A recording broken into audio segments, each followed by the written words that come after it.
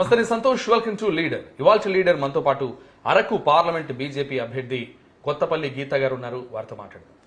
నమస్కారం గీత. నమస్కారం అండి. ప్రచారం ఎలా సాగుతోంది? ప్రజల నుండి స్పందన ఎలా ఉంది? చాలా బాగుందండి, అద్భుతంగా ఉంది. ప్రజల నుంచి స్పందన కూడా చాలా బాగుంది. 2014లో నేను పోటీ చేసినప్పుడు 2 నెలల ముందే ఫ్యాన్ సింబల్ వచ్చింది. బట్ స్టిల్ రాజశేఖర్ రెడ్డి గారిని అభిమానించి చాలామంది కూడా ఫ్యాన్ గుర్తు కోటేశారు అప్పుడు. అదే కాకుండా నేను కూడా 1 ఇయర్ ప్రచారం చేయడం జరిగింది అప్పుడు. కానీ అనూహ్యంగా నేను వైఎస్ఆర్సీపీతో డిఫర్ అవ్వడం జరిగింది. అది అందరికీ తెలుసు అది ఎందుకు జరిగింది అన్నది. కానీ కాన్స్టిట్యున్సీలో చూస్తే చాలామందికి నేను డిఫర్ అయినట్టు కూడా తెలియదు. చాలా సంవత్సరాల వరకు ఇన్ఫ్యాక్ట్ ఏంటంటే బాగా రిమోట్ ఏరియాస్ వలన చాలామందికి తెలిసే పరిస్థితి లేకపోవడం. ఇప్పటికీ చాలామంది ఇంకా నేను ఫ్యాన్ పార్టీలో ఉన్నానని అనుకోవడం జరిగింది. ఈ వేట వరకు నేను తిరుగుతున్న తర్వాత ఇప్పుడు అందరికీ అర్థమైంది నేను ఆల్రెడీ డిఫర్ అయ్యి చాలా రోజులు అయిపోయింది బయటకు వచ్చని. నాకు ఎంపీ ల్యాడ్స్ 25 crores ఉంటే ఎన్ఆర్ఈజిఎస్ గ్రాంట్స్ తోటి కలిపి 140 crores 120+ crores తోటి అభివృద్ధి చేయడం జరిగింది. సో గ్రామాల్లో ఎంపీ ల్యాడ్స్ తరఫున నా తాలూకా ఒక సింబల్ అయితే ఒక ముద్ర అయితే వేయగలిగాను. అలాగే 25 మంది ఎంపీస్లోనూ 97% తోటి అత్యధిక పర్సంటేజ్ కానీ, నెంబర్ ఆఫ్ డిబేట్స్ అడగడంలో అత్యధికం కానీ, highest number of questions raise, highest number of debates పార్టిసిపేటెడ్లో పార్లమెంట్లో కూడా నాకంటూ ఒక ముద్ర వేసుకోవడం జరిగింది. ఇందాక మీరు ఒకటి అన్నారు, ఫ్యాన్ పార్టీ నుంచి డిఫర్ అయినట్టు ఇంకా ప్రజలకి చాలా మందికి తెలియదు. అంటే ఎందుకు తెలియదు? మీరు 2014-19 తర్వాత అసలు ప్రజల్లో ఉన్నారా?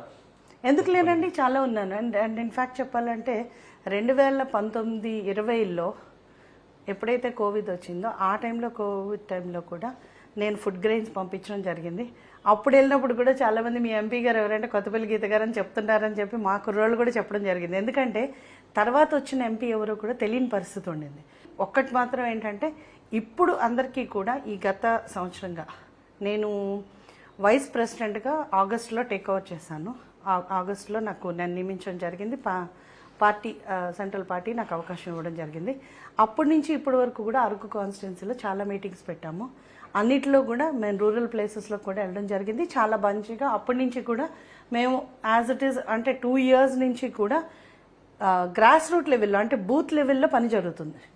సో బూత్ లెవెల్లో జరిగిన పనిని మేము కూడా దాన్ని స్ట్రెంథన్ చేయడానికి ఈ గత సంవత్సరంగా కష్టపడడం జరిగింది. 2014 నుంచి 19 వరకు కొత్తపల్లి గీత మన్యం అభివృద్ధి కోసం చేసిన పోరాటం ఏంటి, కృషి ఏంటి? ఆ కృషిని మన్యం ప్రజలు గుర్తించారంటారా? ఇప్పటికీ గుర్తించారండి. ఎందుకంటే నేను ఇప్పుడు వెళ్తున్నప్పుడు కూడా నేను యాక్చువల్లీ నాకు అప్పుడు అంత అవగాహన లేకపోవడం వల్ల అన్నీ రాసుకోలేదు ఏమేమి చేశాను అన్నది. ఇప్పుడైతే ఇంకా మొత్తం అన్నీ కూడా డాక్యుమెంట్ చేసుకోవాలని ఇప్పుడు అనుకోవడం జరిగింది.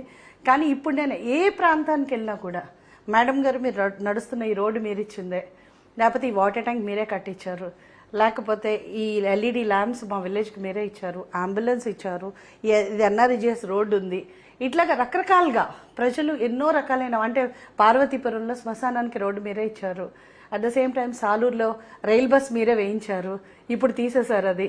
అట్లాగా చాలామంది చాలా రకాలైన అంటే ఇప్పుడు నూకాలమ్మట వెళ్ళి టెంపుల్కి వెళ్తుంటే రాజవమంగిలో అమ్మవారికి టెంపుల్కి వెళ్ళే రోడ్డు కూడా మీరే వేయించారని చెప్పడం జరుగుతుంది. సో అట్లాగా ఎక్కడికక్కడ మారేడుమల్లిలో ప్రచారం చేస్తుంటే అమ్మ మాకు ఇంటింటికి కుళ వేయించారు మీరు దత్తత తీసుకోవడం వల్ల మా గ్రామానికి అని వాళ్ళు చెప్పడం జరిగింది.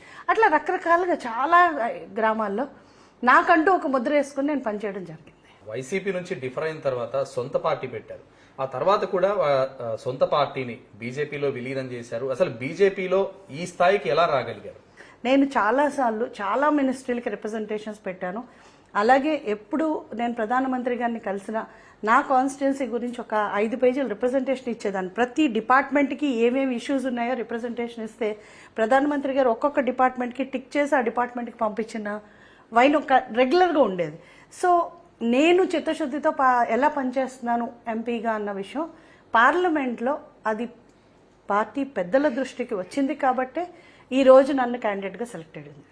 కమలం సింబలే తెలియని చోట కొత్తపల్లి గీత ఏ ధైర్యంతో మన్యంలో పోటీ చేస్తాం? కమలం సింబల్ తెలియదు అనుకోవడం అది దట్స్ నాట్ రైట్ అండి. ఎందుకంటే అది కొంతమంది చేసి అది దుష్ప్రచారంగా చెప్పాలి. ఎందుకంటే ఆంధ్రప్రదేశ్లో ఎక్కడి గెలవనన్ని సీట్లు ఎంపీటీసీలుగా కానీ జడ్పీటీసీగా కానీ మా కాన్స్టిట్యున్సీలో గెలవడం జరిగింది. అరకు పార్లమెంట్ పరిధిలో చెప్పాలంటే లోకల్ బాడీస్లో కూడా ఒక ముద్ర వేయగలిగింది. అంటే ప్రతి చోట కూడా గెలిచిన సీట్లు కొన్ని సెకండ్ ప్లేస్లో ఉన్న సీట్లు చాలా వరకు ఉన్నాయి. అంటే టీడీపీ వైసీపీ ఉన్న చోట కూడా బలంగా ముద్ర వేయడం జరిగింది. అండ్ సెకండ్ థింగ్ చెప్పాలంటే, ఏ రోజు అయితే గిరిజన మహిళను రాష్ట్రపతిని చేశారో ఆ రోజు నుంచి ప్రతి గిరిజనులు కూడా మా నుంచి ఒక సామాన్యమైన మహిళ ఈరోజు రాష్ట్రపతి అయిందంటే అది కూడా చాలా వైడ్గా ప్రచారం జరిగిందండి. అండ్ ప్రతి ఇంట్లో గ్యాస్ కనెక్షన్స్, చాలామంది ఈరోజు మాకు గ్యాస్ కనెక్షన్స్ మోడీ గారు ఇచ్చారు, మాకు ఇవ్వలేదు మేడం, మా పేరు రాసుకున్నారు, మాకు ఇల్లు మోదీ గారు ఇచ్చారు, మారుమూల గ్రామాలకు వెళ్తే మాట్లాడుతున్నారండి ఈ విషయాలు. సో కమ్మలం తెలియదు అన్నది అది కేవలం దుష్ప్రచారం తప్పితే, అంటే కమ్మలం అని చెప్పకపోవచ్చు కానీ పువ్వు అంటారు. సో ఎలాగ బ్యాలెట్ పేపర్లో ఉండేది పువ్వే. సో అది 100% జనాలకి తెలుసు. అండ్ నేషనల్ పార్టీ అంటే బీజేపీ 10 సంవత్సరాల నుంచి అధికారంలో ఉంది, కమలం తెలియదు అన్నది అది అసలు నేను ఒప్పుకోను. అలాగే 1/70 యాక్ట్ ప్రకారం గిరిజన పరిరక్షణ హక్కు చట్టం ఉన్నా కూడా ఈ 5 ఏళ్ల కాలంలో జరిగిన పరిణామాలను ఏ విధంగా చూస్తారు? చాలా ల్యాండ్ కబ్జాలు జరిగినాయి అండి, చాలా రకాలుగా. కొన్ని యాక్చువల్లీ చెప్పాలంటే లోకల్ ఎమ్మెల్యేలు కూడా, లోకల్ ప్రజాప్రతినిధులు చాలా మంది ఇన్వాల్వ్ అయ్యి కబ్జాలకు కూడా స్కోప్ ఇచ్చారని ఈరోజు చాలా కంప్లైంట్స్ వస్తున్నాయి. ప్రజల్లోకి వెళ్తే చాలా మంది చెప్తున్నారు అట్లా జరుగుతుందని. అదే కాదు, జీవో 1/70 వలన ఆక్రమించడం అన్నది ఒక పద్ధతి అయితే, రెండోది గిరిజనులను ఉపయోగించుకుని అక్కడ గంజాయి, చాలా మంది కూడా గంజాయి వ్యాపారాలు చేస్తూ అన్యాయంగా ఎవరైతే గిరిజన యువకులు కానీ గిరిజన మహిళలు ఉన్నారు కానీ వాళ్ళని ఇరికించి వాళ్ళని ఏదో అవేంటారు ట్రాన్స్పోర్టర్స్గా లేకపోతే కొరియర్స్గా వాడుకొని వాళ్ళు ఈరోజు చూస్తే రాజమండ్రి జైల్లో, విశాఖపట్నం జైల్లో మగ్గుతున్న సందర్భాలు మనం చూస్తున్నాం.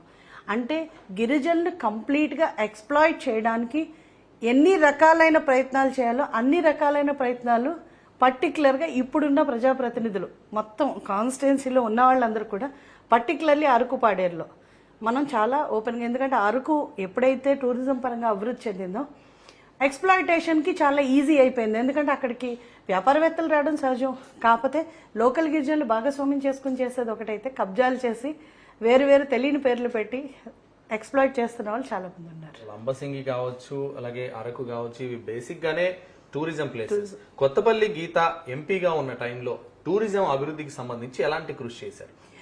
నేను అది 2-3 సార్లు నేను ప్రధానమంత్రి గారికి రిప్రజెంట్ చేసినప్పుడు, ఒకసారి నేను రిప్రజెంట్ చేసినప్పుడు బయోటెక్నాలజీ పార్క్ కోసం మనం ఇప్పుడు ఏదైతే లంబసింగిలో ఒక గార్డెన్ చూస్తాం, బొటానికల్ గార్డెన్ కోసం 10 కోట్లు సెంట్రల్ నుంచి మంజూరు చేయడం జరిగింది.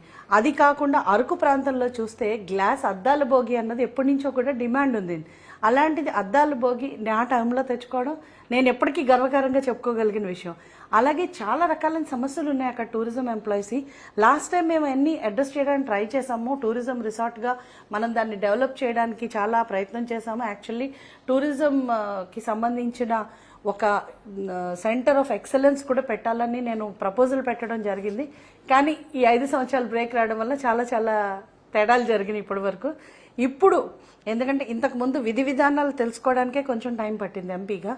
ఇప్పుడు ఒక పర్వతం లాంటి భారతీయ జనతా పార్టీ వెనకాల ఉంది కాబట్టి, అండ్ చిత్తశుద్ధితో పనిచేసే నాయకులకి డెఫినెట్గా కేంద్ర పెద్దలు అలాగే ప్రధానమంత్రి గారి ఆశీస్సులు ఉన్నాయి కాబట్టి మన కాన్స్టిట్యున్సీకి కావాల్సిన 100%, ఎందుకంటే మన కాన్స్టిట్యున్సీ కూడా షెడ్యూల్ 5 ఏరియా కింద వస్తుంది. కేంద్ర ప్రభుత్వ నిధులతోటి ఇక్కడ డెవలప్మెంట్ జరుగుతుంది కాబట్టి కేంద్ర ప్రభుత్వం నుంచి రావాల్సిన ప్రతిదీ రాబట్టడానికి ఇప్పుడు అవకాశం ఎక్కువ ఉంది. అలాగే కార్పొరేట్ సంస్థల గుత్తాధిపత్యంలోకి మన్యాన్ని నెట్టేయడానికే బీజేపీ అభ్యర్థిగా కొత్తపల్లి గీతను బీజేపీ బరిలో దించుతున్నట్టు కూడా ఆరోపణలు వినిపిస్తున్నాయి. బీజేపీ పార్టీ కార్పొరేట్ సంస్థల కొమ్ము కాసే పార్టీ కాదు. ఎందుకంటే బీజేపీ ఎప్పుడు కూడా సిద్ధాంతపరమైన పార్టీ అండ్ ప్రజల సంక్షేమమే మోడీ గారి లక్ష్యం. ప్రజలకి ప్రతి ఆఖరి బిందువు కూడా ఆయన ప్రజలకి చేరాలి, సంక్షేమ బిందువు అని చెప్పి ఆలోచించే వ్యక్తుల్లో నేను మోదీ గారు లాంటి నాయకుల్ని ఇప్పటివరకు చూడలేదు, చూడబోను కూడా. ఎందుకంటే 24 గంటల్లో 21 గంటలు కష్టపడతారు. ఎవరైతే బడుగు బలహీన జాతులు ఉంటారో, అది ఎకనామికలీ బ్యాక్వర్డ్ కూడా, గిరిజనులు, దళితులు, ఓబీసీస్, ఎకనామికలీ బ్యాక్వర్డ్ ఉన్న వాళ్ళకి కూడా రిజర్వేషన్ ఇచ్చిన పార్టీ ఏదైనా ఉందంటే ఈరోజు బీజేపీ. ఎకనామికలీ బ్యాక్వర్డ్ ఎప్పుడు ఎవరు పట్టించుకోలేదు. ఎందుకంటే అగ్రవర్ణాల్లో కూడా చాలామంది ఎకనామికలీ బ్యాక్వర్డ్ ఉన్నారు.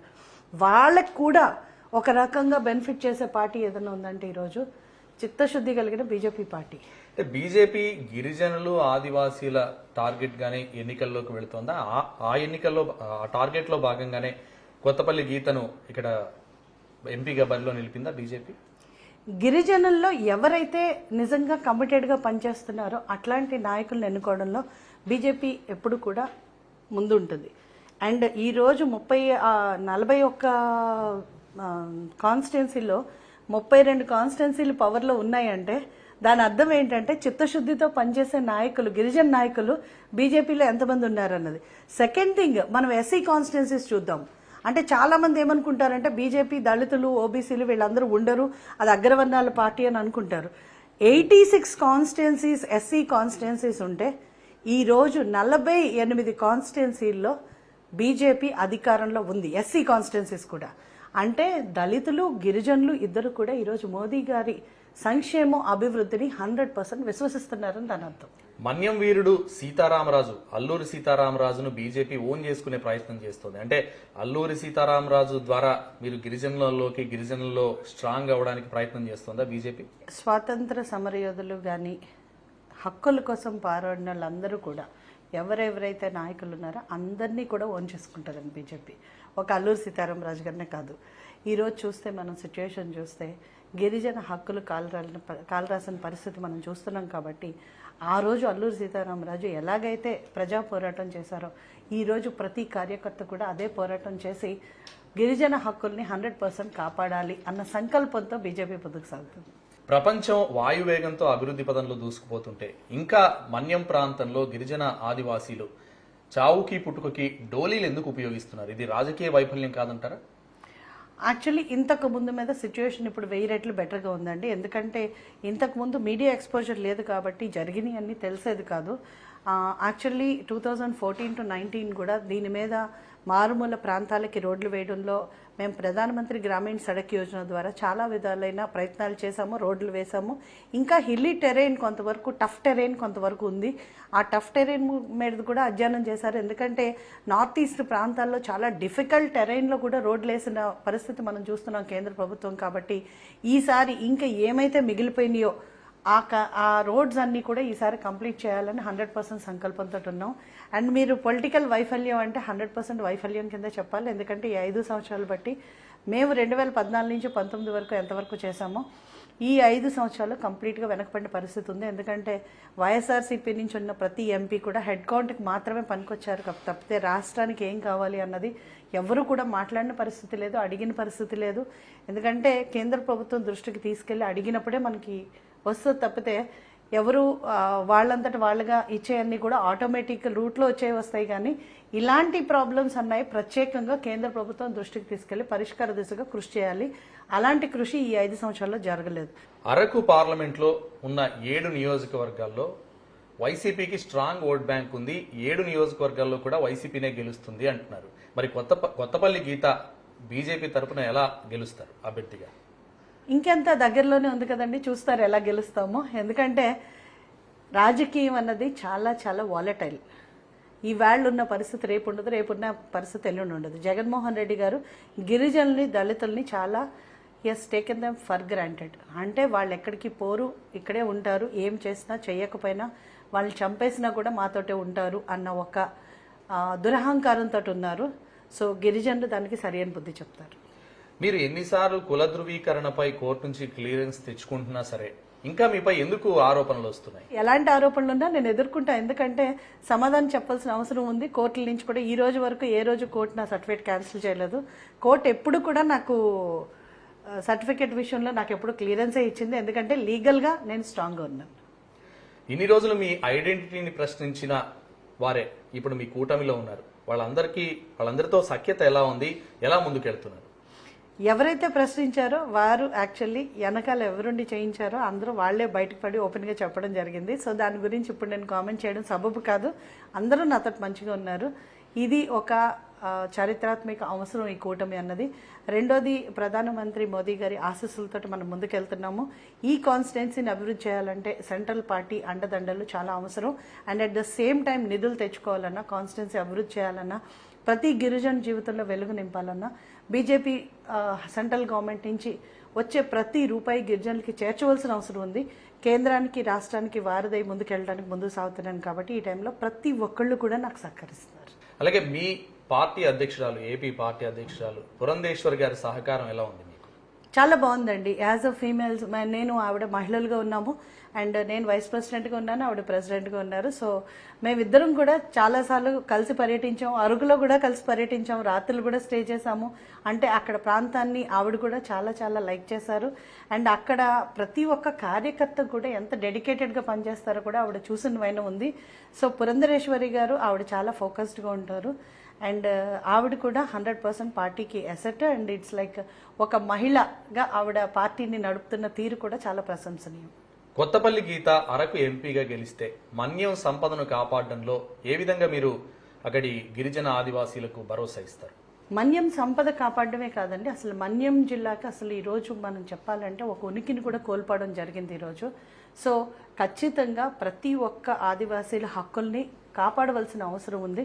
అట్ ద సేమ్ టైం మీరు చూస్తే మన్యం జిల్లాలో ఈరోజు గంజాయి కానీ ఎంక్రోచ్మెంట్స్, ల్యాండ్ ఎంక్రోచ్మెంట్స్ కానీ, మహిళలు అక్రమంగా తరలిపోవడం కానీ ఇవన్నీ కూడా చాలా పెద్ద ఎత్తున జరుగుతున్నాయి. గిరిజనుల విషయంలో చాలా దుర్మార్గమైన చర్యలు కూడా గవర్నమెంట్ చేపట్టడం, గిరిజన గొంతుని కంప్లీట్గా ప్రశ్నించే గొంతుని కూడా వాళ్ళు నొక్కివేయడం and at the same time చాలా అరాచకాలు జరుగుతున్నాయి. కాబట్టి అక్కడ ఖచ్చితంగా లా అండ్ ఆర్డర్ని పటిష్టం చేయడంలో ఫస్ట్ నేను ఎఫర్ట్ పెడతాను. అలాగే కాకుండా ప్రజాప్రతినిధులు, అధికారుల మధ్యన సమన్వయం కల్పించవలసిన అవసరం కూడా ఉంది.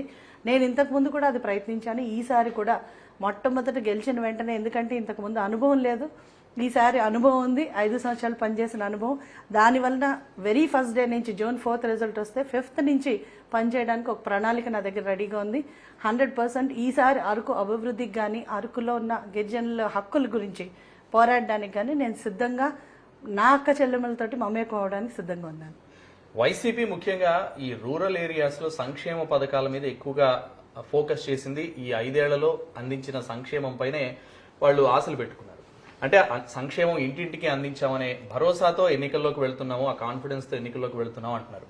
మరి మీకు ఆ కాన్ఫిడెంట్ ఉందా? అవి ఉన్నా కూడా మమ్మల్ని గెలిపిస్తారని బీజేపీకి? సంక్షేమం అన్న పదం అంటే జనాల్ని యాక్చువల్లీ యాచకుల్లా చేసి వాళ్ళు ఏమిస్తారో అని ఎదురు చూసే పరిస్థితి కల్పించాలని జగన్మోహన్ రెడ్డి గారి సంకల్పం. ఎందుకంటే ఎవరైనా ఎలక్షన్స్ 1 నెల ముందు 2 నెలల ముందు డబ్బులు పంచుతారని అనేవారు అప్పట్లో. ఈయన ప్రతి నెల పంచి నేను అలా పంచుతున్నాను కాబట్టి నాకు ఓట్లు పడుతున్నాయని అనుకున్నారు. కానీ ప్రజలు గమనించింది ఏంటంటే టేబుల్ పైనుంచి రూపాయి ఇస్తున్నారు, టేబుల్ కింద నుంచి 100 రూపాయలు లాక్కుంటున్నారు అన్న విషయం ప్రజలకు కూడా అర్థమైంది. అండ్ రెండోది చూస్తే చాలామందికి ఈరోజు 2 ఎకరాల భూమి ఉన్న వాళ్ళకి కూడా పెన్షన్స్ తీసేశారు. ఎందుకంటే 2 ఎకరాల భూమి మా కాన్స్టిట్యున్సీలో అంటే అది పోడు భూములు అవుతాయి, అది ట్రైబల్ ఏరియాలో కొండపైన ఉన్న భూములు. దాని విషయంలో 2 ఎకరాలు కాదు 25 ఎకరాలు ఉన్నా కూడా దాంతో ఒక్క పూట భోజనం కూడా దక్కని పరిస్థితి ఉంటుంది. అది ROFR పెట్టాలి. వాళ్ళకి కూడా ఎప్పుడో పాత టైంలో తాత ముత్తాతల పేర్లు, వాళ్ళ పేర్లు ఉన్నాయని కూడా ఇప్పుడు 10 జనరేషన్స్ వచ్చిన తర్వాత కూడా వాళ్ళందరికీ తీసేశారు. ఇన్ఫ్యాక్ట్ సంక్షేమ పథకాలు ఇస్తున్న వాళ్ళకన్నా తీసేసిన వాళ్ళు ఎక్కువ మంది ఉన్నారు. ఫర్ ఎగ్జాంపుల్ పాస్టర్స్ ఉన్నారు, వాళ్ళకి 5,000 ఆనరేరియం ఇస్తానని అన్నారు. మా కాన్స్టిట్యున్సీలో 4,500 చర్చెస్ ఉన్నాయి, అందులో 50 మందికి ఇస్తున్నారు. 4,450 మందికి ఎలాంటి ఆనరేరియం కానీ ఎలాంటి బెనిఫిట్ కానీ లేదు. సో చాలామంది సంక్షేమం ఇస్తాం అనుకుంటున్నారు కానీ అక్కడ అందేవాళ్ళు చాలా తక్కువ మంది. ఎంతోమంది ముసలి వాళ్ళు నా దగ్గరకు వచ్చి మా పెన్షన్స్ తీసేశారండి, మా పొట్టను కొట్టారు అని చెప్పిన వాళ్ళు కొన్ని 100 మంది కూడా ఉన్నారు. సో సంక్షేమం అభివృద్ధి 2 జోడెద్దుల్లాగా వెళ్ళాలి కానీ ఒక సంక్షేమం ఇస్తున్నాను లేకపోతే డబ్బులు పంచుతున్నాను నాకు ఓట్లేసేస్తారని కూడా అవివేకం. గీత గారు, ఎక్కువగా మన్యం ప్రాంతాల్లో, గిరిజన ప్రాంతాల్లో ఒక భయం, అపోహ, అంటే బాక్సైడ్ తవ్వకాలు జరుపుతారు పార్టీ ప్రభుత్వం మారినప్పుడల్లా అనే ఒక భయం. కొత్తపల్లి గీత గెలిస్తే వారికి ఎలాంటి భరోసా ఇస్తారు? అంటే ఇప్పుడు వైఎస్ఆర్సీపీ భరోసా ఇచ్చిందంటారా? ఇచ్చిందో లేదో నాకు తెలీదు. వాళ్ళ తవ్వమనే చెప్పారు. అంటే వాళ్ళు తవ్వమని ప్రజలకు చెప్పారు కానీ గిరిజనులందరికీ తెలుసండి అక్కడ ఇల్లీగల్గా ఈరోజు ఎలాంటి మైనింగ్ జరుగుతుందో, ఎన్ని లారీలు వెళ్తున్నాయో అందరికీ తెలిసిన విషయం. అది గిరిజనులు దాన్ని పూర్తిగా వ్యతిరేకిస్తున్నారు. బీజేపీ తరఫున ఖచ్చితంగా ఇల్లీగల్ మైనింగ్ పైన కొరడా జుల్లుమనిపించడం జరుగుతుంది. అలాగే అభివృద్ధిలో భాగంగా అభివృద్ధి ఎజెండాతో విశాఖ రాజధాని అంటూ ఎజెండాతో వైసీపీ ఎన్నికల్లోకి వెళ్తోంది. అంటే విశాఖ రాజధాని అయితే అభివృద్ధి జరగదంటారా? ఉత్తరాంధ్ర ప్రాంతం అంతా కూడా జరగదండి. ఎందుకంటే అధికార వికేంద్రీకరణ అన్న పదానికి అర్థం ఏంటంటే అధికారం ఒక చీఫ్ మినిస్టర్ నుంచి మంత్రులకి, మంత్రుల నుంచి కలెక్టర్లకి, కలెక్టర్ల నుంచి ఎంఆర్ఓలకి, సర్పంచులకి కిందకి అట్లా రావడం. కానీ అధికార వికేంద్రీకరణ అంటే రాష్ట్రాన్ని 3 ముక్కలు చేసి పరిపాలించమని కాదు. అండ్ ఒక చిన్న విషయం నాకు ఇప్పటికీ అర్థం కాని విషయం, జగన్మోహన్ రెడ్డి గారికి ఎలా అర్థమైందో లేకపోతే ప్రజలకు ఎలా అర్థమైందో నాకు తెలియదు. నేషనల్ క్యాపిటల్లో కూడా లెజిస్లేచర్, ఎగ్జిక్యూటివ్, జ్యుడిషియరీ 3 బ్రాంచెస్. ఏదన్నా ఒక మారు రిప్రజెంటేషన్ ఇవ్వాలి ఒక జ్యుడిషియరీ దగ్గరికి వెళ్ళాలంటే విశాఖపట్నం నుంచి కర్నూలు వెళ్ళగలగడానికి అసలు ఇంపాసిబుల్, ఒక రోజంతా పడుతుంది. అండ్ ఒక జ్యుడిషియరీలో ఒక్క రోజులో స్టే ఆర్డర్ తెచ్చుకోవాల్సినవి కొన్ని ఉంటాయి. అసలు లెజిస్లేచర్ ఎక్కడో ఉండి, ఎగ్జిక్యూటివ్ ఎక్కడో ఉండి, జ్యుడిషియరీ ఎక్కడో ఉండి అభివృద్ధి జరుగుతుంది అంటే అది అసలు కంప్లీట్ 3 ముక్కలాట అండ్ డైవర్షన్ పాలిటిక్సే తప్పితే అలా అనుకుంటే మన దేశంలో 10 రాజధానులు ఉండాలి. అట్లా కాదు. అధికార వికేంద్రీకరణ అంటే రాజధాని పేరుతో రాష్ట్రాన్ని ముక్కలు చేయడం కాదు. రాష్ట్రాన్ని సమగ్రంగా డెవలప్ చేయాలంటే క్యాపిటల్ ఒకటి ఉంటుంది, executive, legislative, judiciary 3 branches, 3 eyes of the government. So ఆ వాటి మూడిటిని డివైడ్ చేసేసి అడ్మినిస్ట్రేషన్ చేయమండం అసలు కంప్లీట్గా మీనింగ్లెస్ నా ఉద్దేశ ప్రకారం. అండ్ విశాఖపట్నం ఫైనాన్షియల్ క్యాపిటల్ లాగా అభివృద్ధి చెందింది ఆల్రెడీ. అక్కడున్న ఏజెన్సీస్ అన్ని ఈరోజు చూస్తే సాఫ్ట్వేర్ కంపెనీలన్నీ తరలిపోయినాయి, ఇండస్ట్రీస్ అన్నీ తరలిపోతున్నాయి. మీకు చేతనైతే ఫైనాన్షియల్ క్యాపిటల్గా అభివృద్ధి చేయండి, ఎంప్లాయ్మెంట్ డెవలప్ చేయండి, మరిన్ని ఇండస్ట్రీస్ని ఎంప్లాయ్ చేయండి, ఎస్ఈజెడ్ని ఇంక్రీజ్ చేయండి. డెవలప్మెంట్ చేయడానికి క్యాపిటలే అక్కర్లేదు. డెవలప్మెంట్ చేయాలంటే ఎలాగైనా చేయొచ్చు. దానికి చిత్తశుద్ధి కావాలి. మళ్ళీ ఆ చిత్తశుద్ధి వదిలేసి అధికార వికేంద్రీకరణ పేరుతో 3 ముక్కలాట ఆడడం 100% సమర్థనీయం కాదు. టీడీపీతో బీజేపీ మనస్ఫూర్తికరమైన పొత్తు అనుకోవాలా, లేకపోతే పొత్తు పెట్టుకోవాల్సి వచ్చిందంటారా? అలాగేం ఉండదండి. పొత్తు పెట్టుకోవాల్సి వచ్చింది అన్నది ఏమి ఉండదు. ఈరోజు రాష్ట్రం కోసం ఇదొక చారిత్రాత్మక నిర్ణయం తీసుకోవడం జరిగింది. ఎందుకంటే రాష్ట్రం ఉన్న పరిస్థితి ఈరోజు చాలా అధ్వానంగా మారిన పరిస్థితి. ఒక 2 decades 20 సంవత్సరాలు వెనక్కి వెళ్ళిపోయాము అభివృద్ధి పరంగా. ఇండస్ట్రీస్ అన్ని వదిలేలిపోయినాయి. రాష్ట్రానికి తీరని అన్యాయం జరిగిందని రాష్ట్ర ప్రభుత్వం ప్రజలకి ప్రజా వ్యతిరేక విధానాలు అవలంబించిందని చెప్పి కేంద్రం పూర్తిగా నమ్మడం జరిగింది. కాబట్టే ఈరోజు ఈ చారిత్రాత్మక కూటమి ఏర్పడింది. అండ్ పవన్ కళ్యాణ్ గారు కూడా ఏదైతే వ్యతిరేక ఓటు చీలనివ్వను అని అన్నారో అది కూడా ప్రజల్లోకి పూర్తిగా వెళ్ళిన సందర్భంలో ఈరోజు అదే ఐడియాలజీని, వ్యతిరేక ఓటు చీలకూడదు, రాష్ట్రం అభివృద్ధి చెందాలి, బిడ్డల భవిష్యత్తు బాగుండాలి, భావి తరాల కోసం ఈ కూటమి ఏర్పడింది. ఇదొక చారిత్రాత్మక కూటమి. 100% ఈ కూటమి విజయం సాధిస్తుంది. అరకు పార్లమెంట్ ప్రజలు కొత్తపల్లి గీతకు ఎందుకు ఓటేయాలంటారు? విద్య, అనుభవం, అట్ ది సేమ్ టైం నాకు చిత్తశుద్ధితో పనిచేసే తత్వం ఉంది. కాబట్టి ఈరోజు నేను భగవంతుడు నాకు చాలా బ్లెస్సింగ్స్ ఇచ్చారు. నాకు వేరే లైఫ్ కానీ వేరే బిజినెస్లు కానీ 2014 నుంచి 2019 వరకు అరకు ప్రాంతంలో ఏ ఒక్క వ్యాపారం కానీ ఏ ఒక్క సెంట్ భూమి కూడా నేను తీసుకోవడం జరగలేదు. నేను ఎట్టి పరిస్థితుల్లో ఎక్స్ప్లాయిట్ చేయడం జరగలేదు. గిరిజన హక్కుల కోసం గిరిజనులతో మమేకమై ఎప్పుడూ కూడా గిరిజన సేవకు అంకితమయ్యే పనిచేశాను. ఈ రానున్న రోజుల్లో కూడా ఎలాంటి స్వార్థం లేకుండా నా గిరిజన సోదరులకు అట్ ద సేమ్ టైం ఎవరైతే అవసరం ఉన్నదో వేరే ప్రాంతాల్లో గిరిజన ఇతరులు కూడా ఉన్నారు, వారందరికీ కూడా నా కాన్స్టిట్యున్సీలో ఉన్న వారందరికీ కూడా న్యాయం జరిపించడానికి, అట్ ద సేమ్ టైం అభివృద్ధి చేయడానికి, అండ్ చాలా రకాలైన నీటి సమస్యలు, ఇరిగేషన్ ఇష్యూస్ కూడా ఉన్నాయి మాకు పార్వతీపురం మన్యం జిల్లాకి సంబంధించి. అన్ని ఇష్యూస్ని పూర్తిగా అవగాహన చేసుకుని ముందుకెళ్ళడానికి రెడీగా ఉన్నాను. కాబట్టి నేను ప్రజల్ని ఒకటే అడుగుతున్నాను, అభివృద్ధికి ఓటేయండి. ఈరోజు ప్రజా వ్యతిరేక ప్రభుత్వాన్ని ఇంటికి పంపించండి, బీజేపీని ఆశీర్వదించండి. సెంట్రల్ గవర్నమెంట్ నుంచి వచ్చే ప్రతి బిందువు కూడా గిరిజనులకు చేర్చడంలో, నా కాన్స్టిట్యున్సీలో ప్రజలు చేర్చడంలో నా వంతు కృషి చిత్తశుద్ధితో చేస్తాను. కాబట్టి నన్ను ఆశీర్వదించమని కోరి ప్రార్థిస్తున్నాను. థ్యాంక్ యూ గీత గారు. All the best for your election. Thank you అండి. Thank you so much. ఇది అరకు పార్లమెంట్ నియోజకవర్గ బీజేపీ అభ్యర్థి కొత్తపల్లి గీత గారితో స్పెషల్ లీడర్.